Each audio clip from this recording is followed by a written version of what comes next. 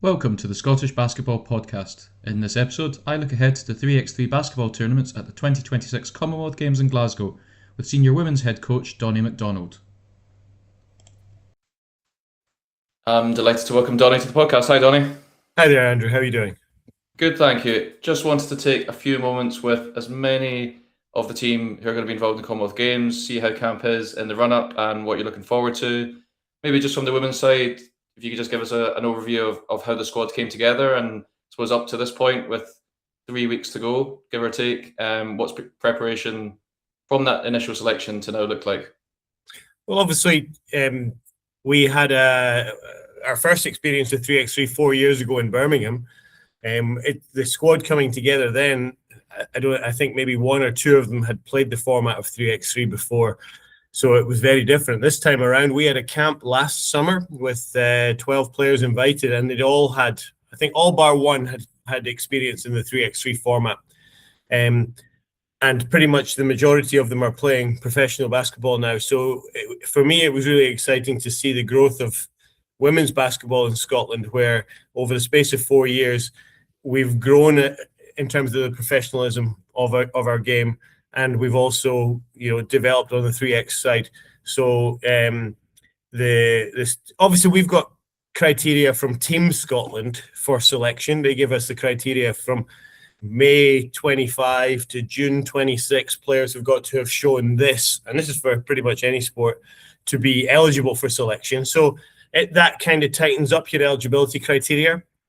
And that means then you're looking at, okay, who are the players that can go in? And then you've got to look at who are your opponents. And so, studying the teams that we're going to be playing against and thinking, what do we need from a team? So really excited that we've been able to put together a team with such experience in the international game. And the majority of them with experience in the 3x3 game as well.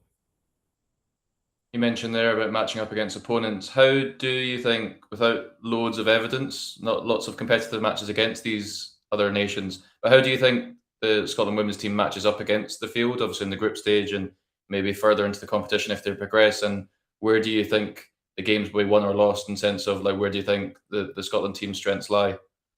So I think our strengths lie, we have got some, as I say, a number of players who are experienced in 3x3. Claire and Hannah have both played for GB at 3x3 in Europe Cup since Birmingham 22, so they've gone on and gathered a lot of experience at top level threes. Ella Doherty actually has the most 3x3 ranking points of any Scottish player through her involvement in the Under-23 Nations League with Great Britain. So again, hugely experienced in the format for a younger player. And then we've got Kirsty Brown, who's not played as much threes, but has obviously been a stalwart of the GB 5v5 team. And she brings us that strength inside that gives us something a little bit different. I think we've got shooters. I'm confident in our ability to shoot the ball. So we've got to try and come up with a game plan without giving too much away in case our opponents are listening in. We've got to come in with find a game plan that works for our team. And the early signs in camp are that the chemistry between the teams is really good, and I'm excited what they can do. How has that chemistry developed, maybe over a number of camps? Obviously the players interacting across the whole season up until the summer, but so how has that team chemistry developed, and do you think there's still work left before the start of the competition in a few weeks' time? Of course, I think we need games just now, and that's why we're here in Serbia just now. We're here to play some preparation games, and only through those games are we really going to get that chemistry. I think from an off-court perspective, the team's coming together really, really well, really connected. They understand what it is to play in a home games. They understand you don't get too many opportunities to represent Scotland full stop at senior level, but to do it at home, I was speaking to Claire Paxton, and I think for her, obviously she's been playing for a number of years, and this might be her first time playing for Scotland in Scotland. So it kind of goes to show it's a special moment, and we want to focus on that to bring us all together. But yeah, definitely more games just now is going to help the chemistry on the court come together. Everyone's trying their best. We just need to tighten up a few little things and dial it in before the tournament. You mentioned there about players representing Scotland in home games. As a coach, just as momentous a moment, what does it mean for you to to be standing on the sidelines as a head coach of a Scotland national team at a home games? And yeah, what does that mean to you personally, and how are you taking in this moment and this opportunity? Well, I wish I was getting to stand on the sidelines, but in 3x3 I have to sit up in the crowd as far away from the action as possible because no coaching is allowed in the game. It's actually, for me, much more tricky. You can't help the players in the same way as you would like to in fives. So, yeah, but I look back 4 years ago and the event we had in Largs, the qualification event for the Commonwealth Games, is still one of the highlights of my coaching career. You know, a big Scottish crowd, or a relatively big Scottish crowd, coming out of COVID when we hadn't had crowds for a period of time. It felt like a big crowd. It was the first 3x3 event in the country. And that was a huge moment, that tournament in Largs. And so this is going to be bigger. And obviously there's a lot more in the line. So, no, it's hugely exciting to be part of. But as I say, the big difference between 5v5 and 3x3 is my job is really to give ideas and help in the preparation. When it comes to game days, it's entirely over to the players to lead. And we're working on how they manage the games to get the most out of it, as well as just on the court. How do we manage the timeouts? How do we manage the warm-ups? How do we manage all these things? Just small detail things that give us the best chance of success. As you mentioned, there quite a big difference in how you can coach and how you can support the team. Is that the single biggest thing, the single biggest difference between the 5x5 and 3x3 game from a coaching point of view? And I suppose that difference in approach, how you can't maybe affect the game in the way that you'd like to in the 5x5 game. Like, what has that sort of difference taught you about your own approach to the game, and how you coach, and how you can coach differently? Yeah, it is the biggest difference for sure. You know, in 5v5 basketball, you're right there on the sidelines. You're part of the game. You're talking to the referees. You're engaged with the players constantly. You're running the subs. There's very few sports where the coach is so involved in the game as 5v5 basketball. And in 3x3, it's much more like a tennis coach or a rugby coach. You're sitting up in the stands watching and letting the players go. So it does change how you lead your practices, because if I come in and correct everything in practice, where's the problem solving for the player? So I have to change the way I coach when I'm working in threes to allow the players to develop all of the skills they need to perform. And that is hard for me as a coach, So a lot more of my work is done through video rather than stopping and explaining on the floor. It's let them do it, let them try and solve the problems, come back, watch it on video, talk it through, and then go back and do it again. So yeah, it's a slightly different approach, but you have to recognize it's a different sport, right? It's a different sport. Being able to watch the game from afar, being forced to watch the game from afar, like, what are you able to see in the 3x3 game that is from the player's point of view going to be so different from the 5x5 game, and does it sort of stand out visually when you do have that distance from the sidelines? Yeah, the biggest difference, well, there's two. The first is the help defense, because helping on defense actually ends up giving up shots. The 1 point and 2 point strangely creates a different scenario where you don't want to be giving up the 2 point shots. You're actually more likely to just give up a free layup. So you'll see players, rather than coming to help on a drive like they would in 5v5, give them the layup, because the last thing you want to do is go and help and then kick out for a 2 in the corner.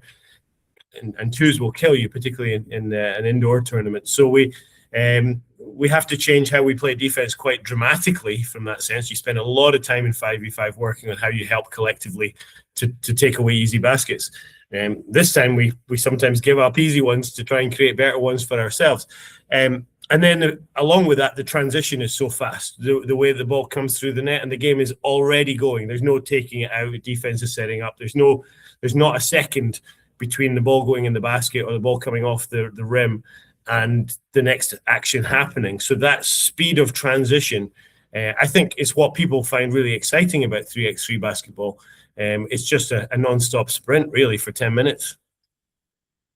When you look at the makeup of the squad, and including the reserves as well, there's every chance that they're going to be involved at a moment's notice. Like, you speak there about obviously the differences in offense and defense. Like, where do you think maybe individuals within the group or combinations of players work really well? Like, where do you think the group supports their best possible performance in terms of those changes on offense and defense?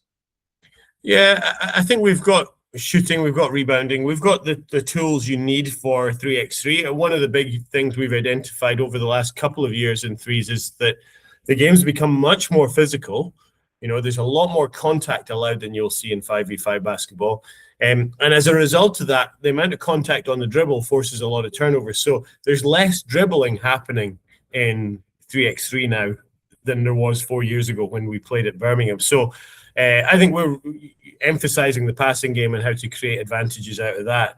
And we've got smart players, experienced players who know how to do that. So on the flip side of that, we also recognize that we're going to face different problems against each opposition we go up against. So we need to make sure that we're prepared for the teams that have got small, quick guards, the teams that have got big post players, the teams that have got all shooters. So there's different challenges you have to face, and every challenge you have to prepare for. Quick sort of side note on looking ahead to obviously stepping back into your role as a 5v5 professional coach. Is there anything from your experience, from your involvement in the 3x3 for this summer, something that's maybe not particularly prevalent in the 5x5 game, a sort of a way, a skill, a view of the game that you're going to try and maybe take back into the 5x5 game after the summer?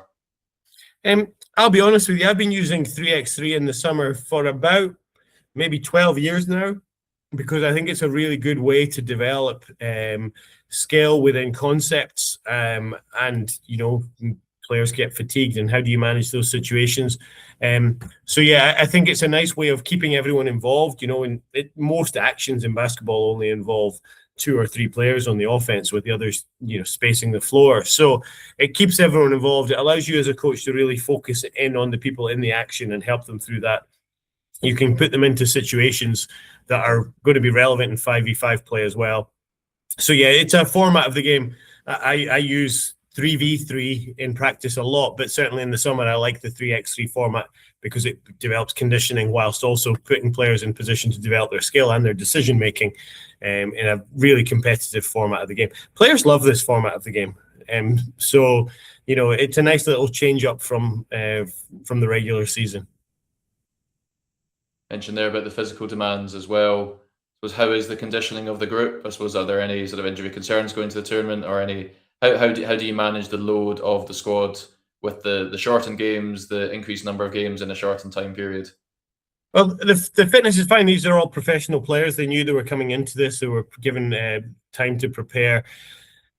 We're really fortunate that we've got Professor Stephen Bird with us, who is a world-leading expert in physical preparation and recovery. And in actual fact, his role is much bigger than mine. And if you're going to talk to anyone about the preparation of players, it really is, because you play 3 games in a day, how you recover between games is one of the critical things. So Birdie's interactions with the team are actually probably the biggest factor that we've got in preparing us for this tournament, because the type of fitness is different to fives. It's much shorter, sharper. You're going for more extended periods without the opportunity to take a few steps to walk or go and play in the corner and get some recovery. You've got to be able to go. So Birdie's really helped us plan out our intensity of all the practices to try and get us to a point where we arrive in optimal condition come the games. So we're really, really fortunate to have him on board and in leading both for the running teams and for the wheelchair teams. He's been a real difference maker for us this time around that we didn't have back in 22. What do you think's a realistic target for the senior women's team for the games? And I suppose personally, and I suppose whether there's higher targets that have been set for the team, like what does a successful tournament look like? Yeah. Well, 4 years ago, we finished 5th in an 8-team tournament, just missing out on a chance to go for a medal game. We lost to Canada in the quarterfinals, who obviously went on and won gold. So for us to take a step forward, we need to be making that top 4, making the semi-finals. And it's a 12-team tournament. And whilst we've got more experience in the 3x3 format, so have a number of other teams. Singapore in our group are actually the top-ranked team in our group, 20th in the world, I think they are roughly at the moment. We've got England, we've got New Zealand, who've played a lot of 3x3. Tonga have got some very strong players. We're going up against tough teams, so getting out of the group's the first challenge. Then once you're out of the group, we want to be better than we were 4 years ago. We want to take a step forward. We want to be in that top four. And once you're in the top four, you've got 2 shots at a medal. So anything's possible when you get there.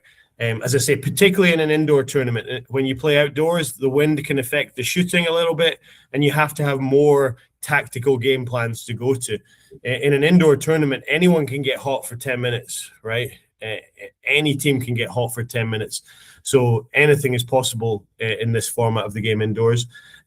We've just got to make sure that we do everything we can to be the ones who are on the positive side of that and not the negative side. Is there any particular moment across the 5 days that you're looking forward to most at this point? Is it could be the first game, that gold medal match? What are you looking forward to at this point? Well, one thing, in 22, we didn't get to go to the opening ceremony. We were playing the morning after, and so we didn't go. So really excited about the opportunity to go to the opening ceremony. You don't get many opportunities to go to multi-sport games, and so that's one of the unique things about this tournament I'm really excited about. Obviously, that's got nothing to do with the tournament itself, but just as an experience, it's going to be something I'm really looking forward to be part of. But then once we get into the games, I don't enjoy the games. I'm not going to lie to you. I'm sitting up there in the stands, and wanting to be able to do more. I enjoy the practices, so I'm really looking forward to those practices and helping us get the most out of it. I know the players enjoy the games more than the practices, but as a coach, I actually feel I can do something in the practices. So, I'm looking forward to finding those moments where I can help the team. And right now, I don't know when they're going to be, but I hope to be in a position to be ready and help them in the moment where they need me. So a slightly different version of this question, being in the crowd yourself, but maybe who's going to be beside you in that crowd? And I suppose even if you're not on the sidelines, like who is going to be supporting you as you support the team across the games period? Well, obviously, I mean, lots of family and friends going to games from everyone's perspective.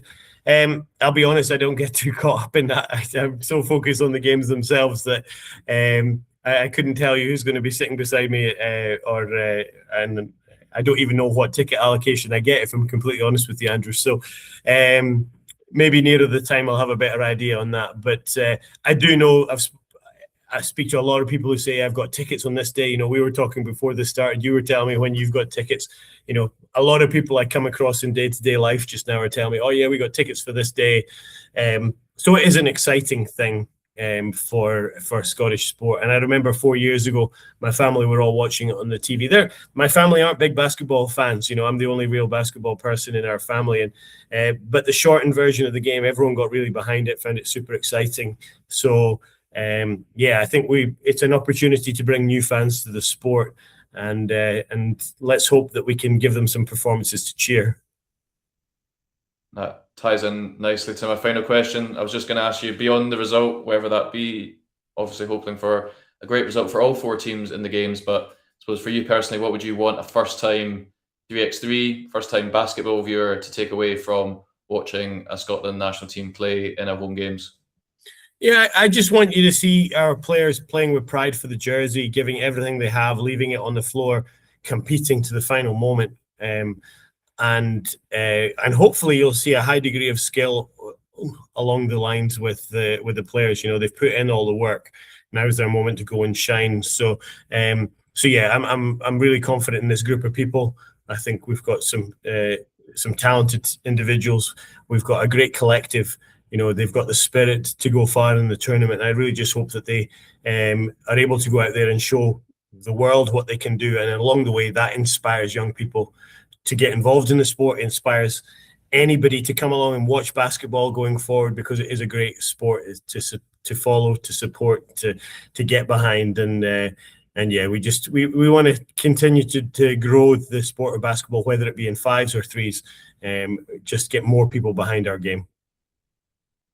Donnie, thank you very much for your time. Best of luck with the tournament. Thank you very much. Thanks for listening to the Scottish Basketball Podcast. If you liked this episode, share it with a friend who you think would like it too. We post weekly episodes on the senior game in Scotland. You can join for free on Patreon, Spotify and YouTube to receive a notification when new episodes are released. Access to the podcast episodes will always be free. You can, however, make a contribution for yourself or for someone else as a gift through membership on Patreon. However small and infrequent, any contribution is very helpful and very much appreciated. You can get in touch with the podcast by sending us a message on Instagram or an email. Join us again soon for another episode. Goodbye.